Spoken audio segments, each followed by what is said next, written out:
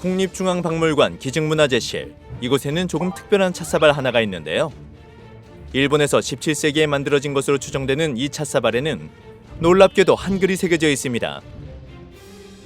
이 유물은 일본의 한 고미술 수집가의 가족들이 한국에 기증한 것입니다.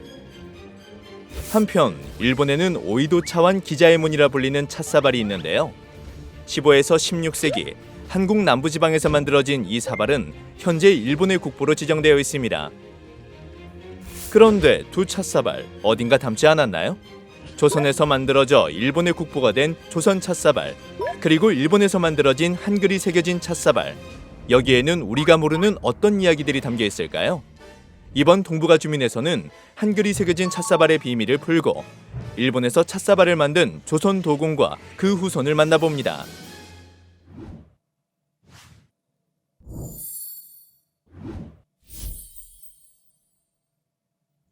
임진왜란 당시 도요토미 히데요시는 도자기의 선진국 조선에서 도공을 끌고 오라고 명령합니다.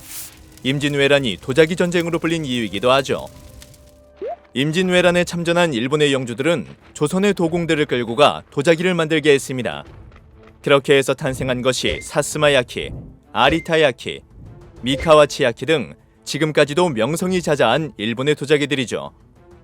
에도 시대 동인도 회사를 통해 유럽으로 수출된 메이드 인 재팬 도자기들 그 상당수는 조선인 도공 후손들의 손에서 만들어진 것이었습니다. 또 한 곳 우리가 주목할 곳이 있는데요. 일본 야마구치현 중부의 하기라는 도시입니다. 조선인 도공의 후예들이 지금도 도자기를 만들고 있는 곳, 그리고 한글이 새겨진 그 찻사발이 만들어진 곳이기도 합니다. 하기에서 만들어진 한글 찻사발, 어떻게, 왜 만들어진 것일까요? 그 배경을 이해하기 위해서는 먼저 일본의 다도 문화를 살펴볼 필요가 있습니다. 16세기 혼란스러웠던 일본을 통일한 오다 노부나가와 도요토미 히데요시는 센노리큐를 차 스승으로 모시며 다도의 세계를 이끌어가는데요. 이 시기 다도는 권력과 지위를 상징하는 문화로 자리 잡았고 찻사발을 비롯한 다기들의 수요 또한 빠르게 늘어나게 됩니다.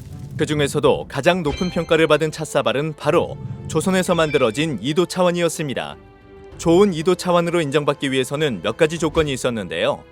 그릇 전체를 감싸는 비파색, 그릇 아래쪽 굽과 언저리에 울퉁불퉁하게 맺힌 유약, 그리고 물레 자국 등 참 까다로운 조건이 많았죠. 이러한 조건을 충족한 이도 차완의 투박하면서도 자연스러운 아름다움은 16세기 일본의 다도를 주도했던 센노리큐의 사상과 딱 맞아떨어져 큰 사랑을 받게 됩니다. 하기번을 세운 모리 데르모토 역시 센노리큐, 그리고 그의 제자 후르타 오리베와 교류하던 다도의 밝은 인물이었는데요. 1600년 세키가하라 전투에서 패배한 뒤 모리는 히로시마에서 하기로 쫓겨납니다. 이때 임진왜란 때 조선에서 끌고 온 도공 이작광, 이경 형제를 데리고 가서 도자기, 그것도 주로 찻사발을 만들게 했죠. 이것이 바로 오늘날까지 이어지고 있는 하기야키의 시작입니다. 영주들에게 조선의 도공들은 황금알을 낳는 거위와도 같은 존재였습니다. 영주들은 조선의 도공들에게 많은 녹봉과 가마에 쓸 땔감을 구할 수 있는 산까지 내어주며 후하게 대우했습니다.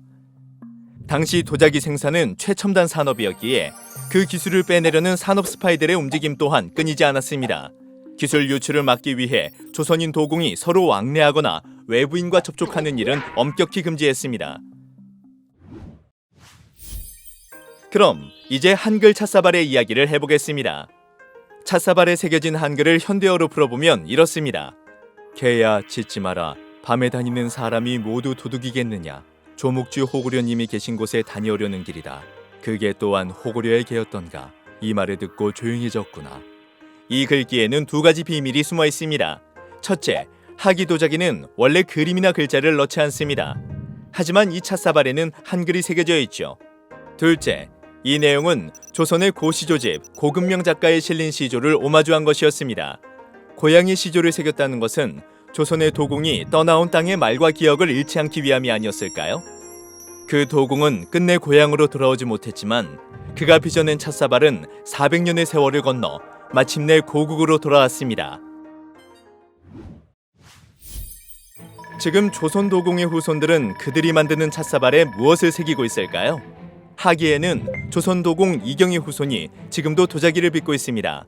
가마 뒤편에는 선조들의 묘가, 전시실에는 1대부터 13대까지의 작품들이 400년의 세월을 품고 있죠. 현실에 안주하지 않고 끊임없이 새로운 도자기를 만들기 위해 노력해온 결과입니다. 하지만 이경의 후손들이 가업을 지켜온 시간은 순탄치만은 않았습니다. 메이지 유신 이후에는 영주의 도공으로서 받았던 모든 혜택이 사라졌고 근대 자유경쟁 속에서 홀로 서야 했습니다.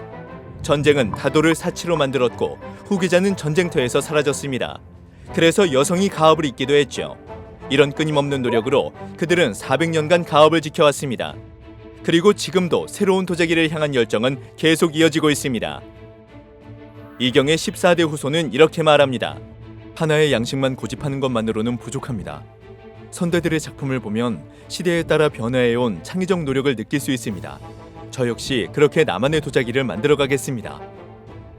임진왜란 때 포로로 끌려온 조선 도공의 후손들은 조선이라는 뿌리를 잊지도 그 기억에만 머무르지도 않았습니다. 과거를 기억하고 현재를 개척하며 미래를 빚어가는 조선 도공의 후손들. 그들의 이야기는 아직 끝나지 않았습니다.